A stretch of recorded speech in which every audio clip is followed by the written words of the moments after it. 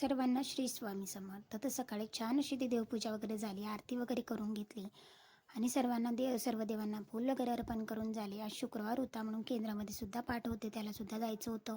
म्हणून सकाळी सकाळी ते दोघांचा आधी चहा वगैरे बनवून घेतला. साईडच्या कुकरमध्ये आलूसुद्धा लावून दिलेले होते, कारण घरी आल्याच्यानंतर स्वयंपाकसुद्धा माझा बाकी होता. आवूंचं पाणीसुद्धा तापवायला ठेवलं साईड बाय साईड आणि नंतर दूधसुद्धा तापत होतं. त्याच्यानंतर इथे छान असा गरमागरम चहा बनवून घेतला, अद्रक टाकून सकाळी छान असा चहा घेऊन घेतला. आणि ह्या कपामध्ये ना चहा लवकर थंड होतं, म्हणून गाईच्या वेळेस मात्र मी ह्याच कपामध्ये चहा घेत असते.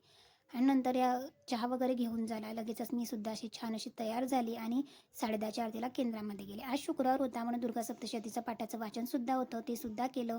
आणि आजच्या दिवशी मात्र बऱ्यापैकी संख्या होती, तर 70 ते 72 अशी संख्या होती. तर छान असं इथे पाठाचं वाचनसुद्धा झालेलं होतं आणि बऱ्यापैकी संख्या होती. छान वाटतं असं एक सामूहिकमध्ये सेवा केलं. तर तिकडनं आली, आलूची भाजी बनवली आणि नंतर आलू पराठे बनवले. तर असा होता माझा आजचा दिवस. थँक्यू.